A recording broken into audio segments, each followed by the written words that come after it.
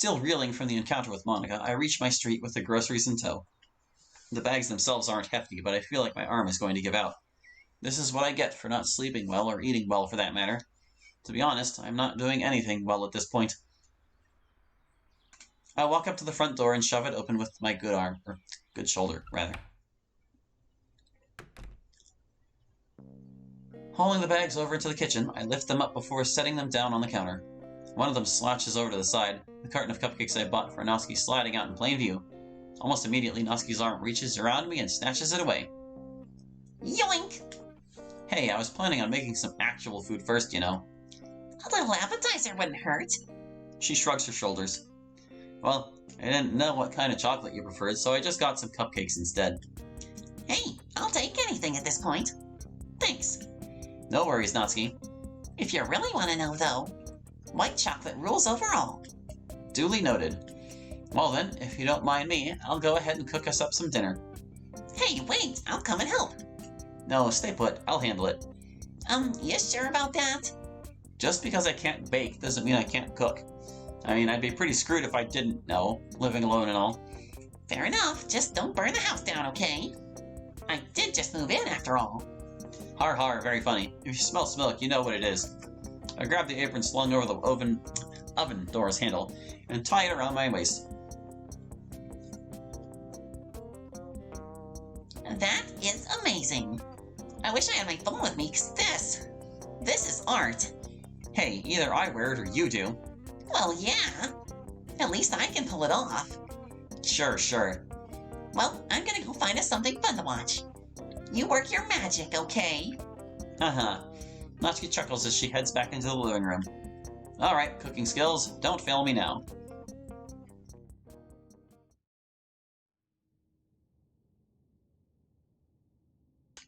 Well, it's not the worst thing I've ever made, but it's certainly not my proudest meal. I hope it's serviceable.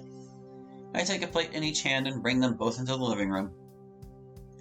Natsuki, having heard the noise, rushes up and snatches her plate out of my hand before returning to her seat.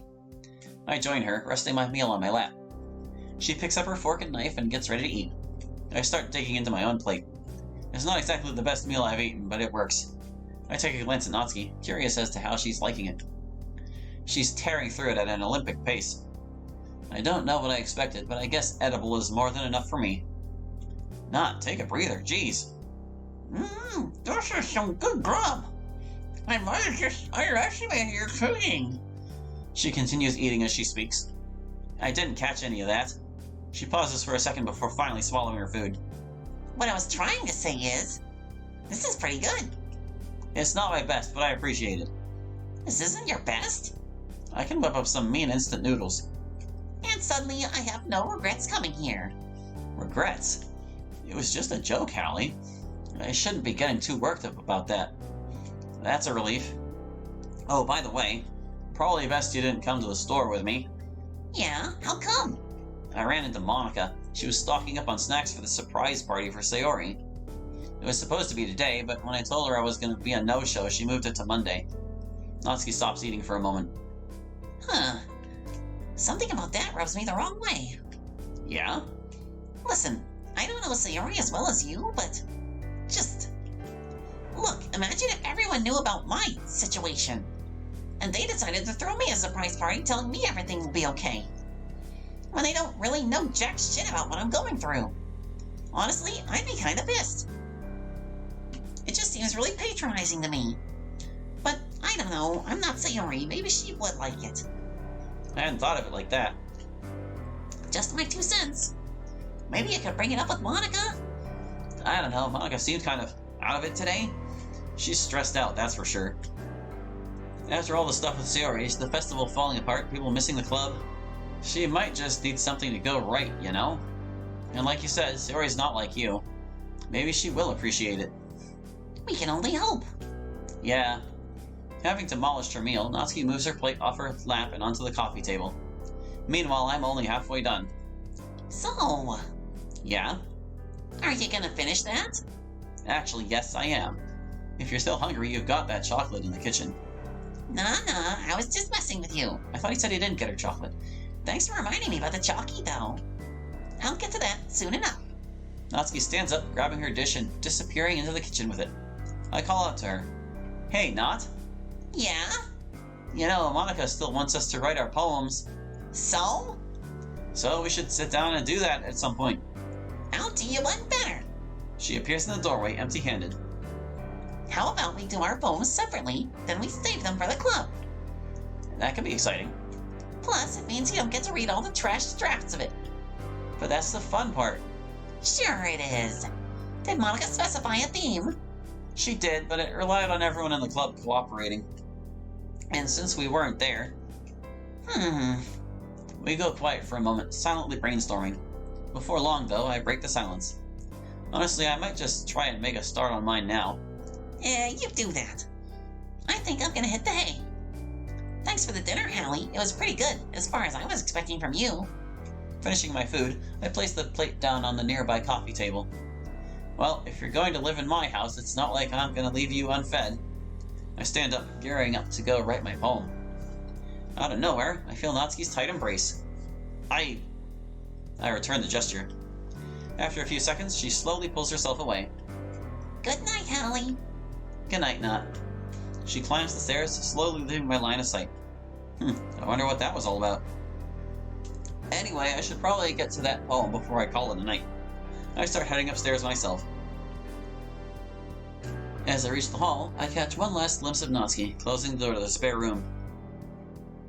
Entering my bedroom, I take a seat at my desk, pick up a pen, and begin tapping at the paper as I get lost in my own thoughts.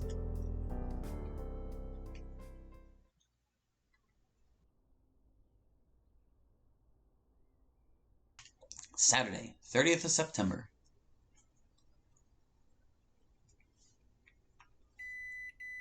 I'm rudely awakened by the irritating yap of my alarm, even though it's a Saturday. I haphazardly swipe at it in an effort to turn it off. In my dazed trance, all I manage to do is knock everything off my nightstand, including the alarm. I've been there, man. Still beeping, I force myself out of bed to shut it off once and for all. Since I'm already up, I opt to start my day earlier than expected and head downstairs. I trudge into the living room and sink into the couch. As the cushiony softness takes me in, I soon find myself feeling at ease with the calm, tranquil silence washing over me.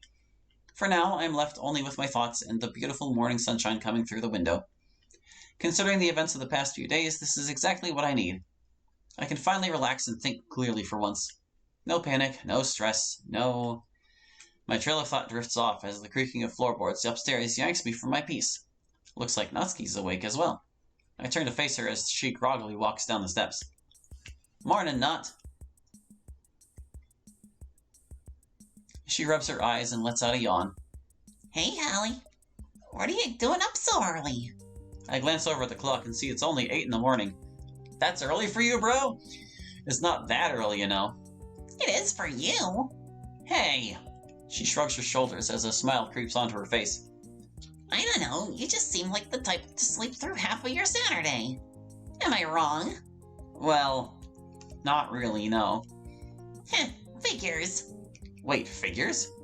Well, I'm hungry. I'm gonna go make something. Natsuki stomps her way to the kitchen. Leaving the comfort of the couch, I reluctantly follow her. You got bacon and eggs yesterday, right? Yes? Natsuki quickly grabs the apron slung over the oven handle and puts it on. Then let's make some bacon and eggs. I take a good look at her. Natsuki in an apron. Crap. She does pull it off. Well, it is, like, pinkish purple.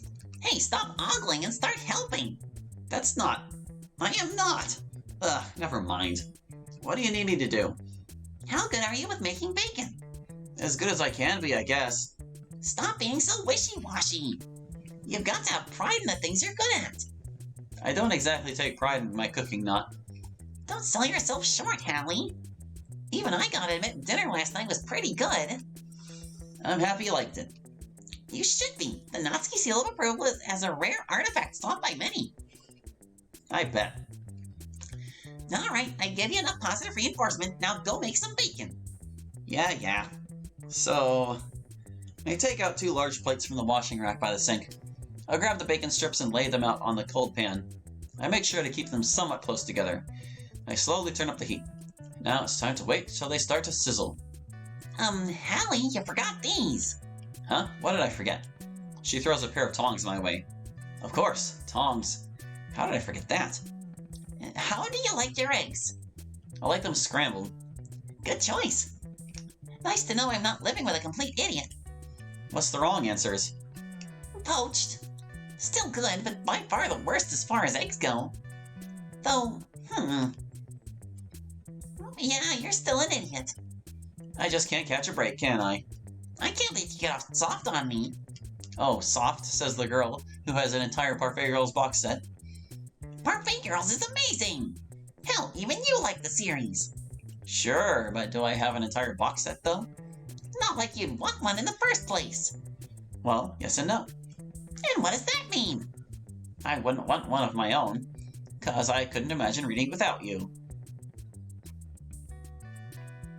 I could hear a pin drop from across the kitchen. Quick to salvage the silence, I pipe up. Well, you know, I just enjoy your enthusiasm for it. Sure. Hey, all I'm saying is that it's cute how invested you get in the story. Natsuki grabs an egg and cracks it on the rim of the bowl, dropping the yolk perfectly inside. You see that egg, Hallie? Yeah? That's gonna be your skull after I'm done with you. Oh wow, I'm so scared. You should be. I pay no attention to Natsuki's empty threats. The bacon starts to buckle and curl. Grabbing the tongs, I drag and turn the strips, trying to get them as crispy as possible. I'm a bit tense as the fat splatters around, ready to burn me if I'm not careful. I should be fine as long as I keep my distance. You know, I was looking for paper to write my poem on last night, but guess what I found instead? Oh, please enlighten me. 3 whole stacks of that crappy shonen manga. What was it called again? Is this her sweet revenge? That manga is great. People only hate on it because it's popular. Or maybe, just maybe, you just have really bad taste. Come on, it's really... Ow, interrupting bacon. It's really not as bad as people... Ow. Out of nowhere, I feel a burning sensation on my arm. I think I got hit by the splattering bacon grease. Careful, Hallie. Yeah. I just got caught off guard. All right. She turns her attention back to the eggs. This is so embarrassing. Let's just get this over with so I can go take a long shower. Maybe even a cold shower. Okay, maybe not. I'm not a psychopath. Maybe if I'm lucky, she'll slip up too and I won't look like a total idiot. I get back to my bacon strips, defeated for now. They're starting to look really crispy. I keep moving them with the tongs, just to make sure I got every spot. Eventually, I deem them prepared enough and start distributing them between the 2 plates. Any ideas for drinks? Something hot. Well, I've got coffee, I've got a packet of green tea. Ooh, have you got hot chocolate? I'll go check it if we've got some. Oh yeah. I open up the cabinets and eventually I find a box of hot cocoa powder. I start boiling the water. I guess we're in luck. I take out the box, shaking it in front of Natsuki. She smiles at me while she continues to scramble the eggs. I open the cabinets and take out 2 mugs, 1 pink and 1 red. I don't need to ask where the bright pink mug with cat ears came from. Natsuki is preparing what seems to be the most fluffy serving of scrambled eggs I've ever laid my eyes on. She places the plates of eggs on the table as I continue to tend to our drinks. Hey, Hallie, come here. I want to teach you something. You see these wonderful crispy-looking bacon strips? That's a lot more positivity than I was expecting. They're missing something. And what would that be? Seasoning. That's how you bring a dish together. Proper seasoning. Huh, I didn't know you're even supposed to season bacon. Well, if you're gonna season it, it should be before you fry it up. I always like this sriracha and sesame marinade. Back when I used to... She's silent for a moment before pepping back up. But hey, live and learn. Some fresh ground black pepper and garlic salt will do for now. Season away then, Master Chef. She starts looking through the cabinets, eventually taking out 2 containers of multicolored powder. I don't know what they are, I don't know what they do, and I have no idea where they came from. Have they always been there? I really need to keep a better track of what I have. With a pinch of each of the powders, she starts distributing them among the strips. From where I'm standing, it looks like some kind of evolved witchcraft. I hope she's not trying to poison me. I guess that's the difference between my cooking and hers. She does it for the art, I do it to survive. Well, I do it to try to survive, at least. She slowly steps away from the dishes. It's ready. Well, let's just get these drinks finished up and we'll dig right in. I put the hot cocoa powder in the mug and pour the boiling water in. I mix the contents with a tablespoon, making everything even. I quickly prepare my coffee as well. Natsuki goes ahead and heads into the living room. With my cup of coffee in hand, I follow, ready to enjoy our lavish breakfast. Walking up to the couch, I place the drink on the coffee table in front of her. She takes a whiff of the hot chocolate. I can't help but take note of the resulting smile. Hey, Hallie, did you switch our drinks? Nope, there's coffee in this, hot chalk in that. Why do you ask? Why did you pour your coffee in a bright pink mug with cat ears? Because obviously a bright pink mug with cat ears is the epitome of manliness. She bursts into laughter, cackling away at my dumb joke. I crack a smile. The smell of freshly cooked breakfast. Sunlight pouring in through the windows. The steam emanating from our hot beverages. Natsuki sitting across from me, still laughing. It's weird. All of this is happening right now, but it somehow already feels nostalgic. I start digging in. Let's start with the bacon. I need to see how well my efforts have fared. After a few bites, I conclude that it was just good enough. Seems appropriate for something I made. Looking over at Natsuki, I see her take a taste of the bacon. She seems to have taken notice of me trying to gauge her opinion. That bad, huh? What? No way! They're decent at least. Okay, let's see how good your eggs are before you talk big game. Please do. I take a portion of the scrambled eggs and stuff it into my mouth. It's very tiny. Oh my god, these eggs are great. I couldn't hear you. Can you speak up? These eggs are great. What? These eggs are great! Ah, that's better. Told ya. Yeah, don't rub it in. I take a sip from the mug. This bright pink cat-eared mug. Hey, can I ask you something? Sure, what's up? The mug's yours, right? Yeah. Why bring this of all things? Kind of a dead weight, isn't it? Surely you could have used that space for something. I trail off as Natsuki glares at me. It is not dead weight. Sorry, I was just asking. If you don't want to talk about it, it's fine. I take another sip from the mug. Natsuki fidgets in her seat before speaking. Christmas gift. From Dad. Oh. I set the mug down on the table. Sorry. Don't worry about it. Besides, apart from that, it's just a plain old mug. Fair enough. I habitually go for another sip, but catch myself before putting it back down.